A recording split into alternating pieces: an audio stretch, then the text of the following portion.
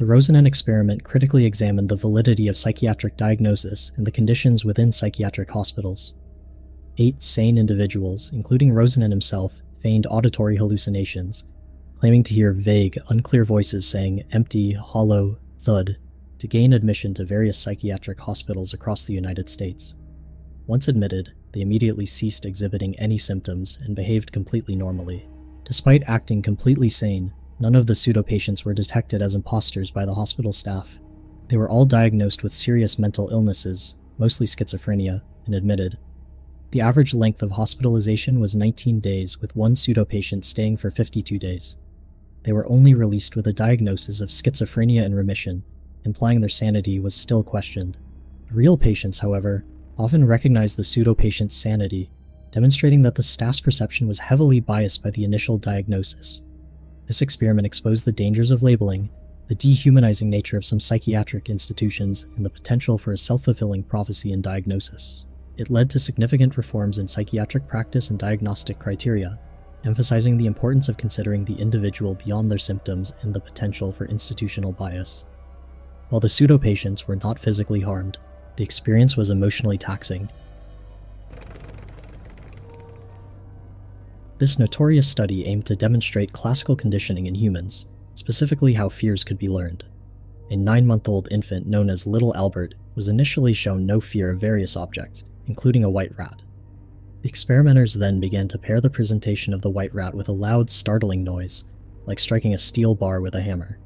After several repetitions, Little Albert began to exhibit fear and distress simply upon seeing the white rat, even without the accompanying loud noise.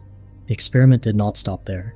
Albert's fear generalized to other furry objects, including a rabbit, a dog, a fur coat, and even a Santa Claus mask with a white beard. After the experiment, no attempt was made to decondition him. The long-term effects on Little Albert are unknown, and the study is widely condemned for its lack of consent from his mother, who is reportedly unaware of the full extent of the experiment and its blatant disregard for the child's well-being.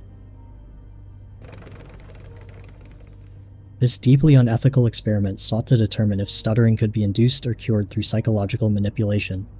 22 orphan children were divided into 2 groups.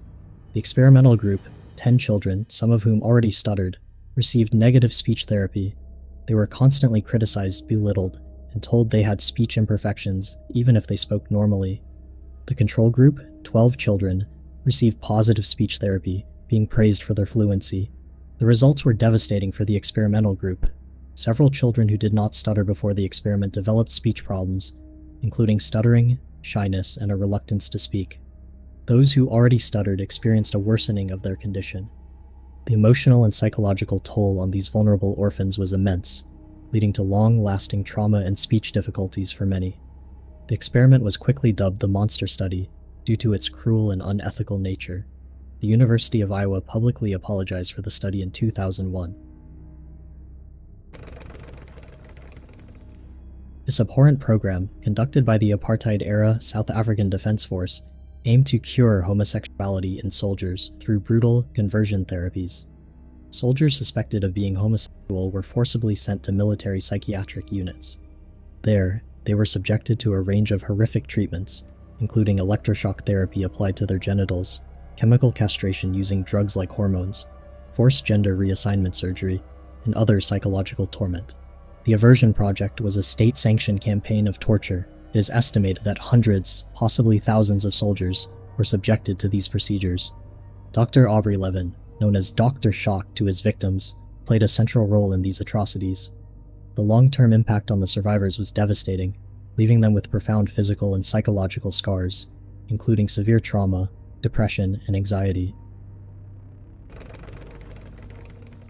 Following the assassination of Martin Luther King Jr., Jane Elliott, a third-grade teacher, felt her students needed to truly understand the experience of discrimination. She divided her class based on eye color. On the first day, she declared that blue-eyed people were superior. They were smarter, cleaner, and better than brown-eyed people. Blue-eyed students were given special privileges, like extra recess time, first access to the water fountain, praise from Elliott, while brown-eyed students were labeled as inferior, made to wear collars to easily identify them, denied privileges and subjected to verbal criticism and belittlement by Elliott herself. The superior group was also encouraged to treat the inferior group with disdain and prejudice. The experiment sparked considerable debate within the educational and psychological communities regarding the ethics of intentionally causing emotional distress to children, even for an educational purpose. While the short-term distress was evident, many argue that the long-term educational benefits outweighed these concerns, particularly given the social context of the time. Project MKUltra was a top-secret, illegal human experimentation program designed and undertaken by the CIA to develop and test drugs and procedures to be used in interrogations and torture in order to weaken individuals and force confessions through mind control.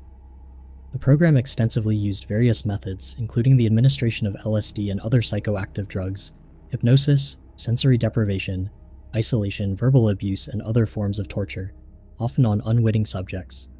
These subjects included prisoners, mental patients, drug addicts, and ordinary citizens, many of whom were unable to give informed consent. The program's existence was not fully revealed until the mid-1970s, following a Senate investigation led by Senator Frank Church. Many records were deliberately destroyed by the CIA, making a full accounting of the program's activities impossible. The lasting consequences for the victims were profound, ranging from severe psychological damage and psychosis to succumbing to their mental illness. MKUltra remains a chilling example of government overreach and the extreme lengths to which agencies can go in the name of national security, completely disregarding fundamental human rights. It also highlighted the dangers of unchecked scientific exploration without ethical oversight. This study in social learning theory aimed to demonstrate that children learn aggression through observation. Researchers divided preschool children into 3 groups. One group observed an adult model aggressively interacting with a Bobo doll, an inflatable toy that bounces back when hit, hitting it with a mallet, punching it, kicking it, and verbally abusing it. A second group observed an adult model playing non-aggressively with toys. The third group served as a control and did not observe any model. After observing the models, the children were put in a room with a Bobo doll and other toys, and their behavior was observed. Children who observed the aggressive model were significantly more likely to engage in aggressive acts towards the Bobo doll, often replicating the exact physical and verbal aggression they had seen. This included using the mallet, punching, kicking, and even uttering the same aggressive phrases. The experiment raised serious concerns about the influence of observed aggression, whether from parents, peers, or increasingly, media, on the development of aggressive tendencies in children. This experiment was conducted by Dr. Ewan Cameron. Dr. Cameron believed that he could depattern the minds of severely mentally ill patients by destroying their existing neural pathways and then repatterning them with new, healthy thoughts. His methods were brutal. Patients, often admitted for relatively minor issues like anxiety or depression, were subjected to drug-induced comas or sleep, often using barbiturates for weeks, sometimes months at a time. Patients were also subjected to psychic driving. While in this semi-comatose state, they were made to listen to repeated, hours-long loops of audio messages played through headphones, often thousands of times. These messages could be positive affirmations or negative, critical statements designed to eliminate bad thoughts. And lastly, electroconvulsive therapy, or ECT, where patients received extremely high doses, far exceeding standard therapeutic levels, sometimes multiple times a day. Rather than improving, many patients suffered severe and permanent brain damage, memory loss, including loss of personal identity and knowledge of their families, and a complete breakdown of their mental stability. They emerged from the sleep rooms as empty shells, unable to function. They were not given informed consent, and their suffering was immense and lasting. It was a horrifying attempt at mind control that turned patients into unwitting victims in a truly nightmarish scenario. These experiments aim to understand the psychological effects of prolonged isolation and sensory deprivation on the human mind. Participants, often college students or volunteers, were placed in environments designed to minimize sensory input. This could involve soundproof rooms, limited light, restricted movement, and gloves and goggles to reduce tactile and visual stimulation.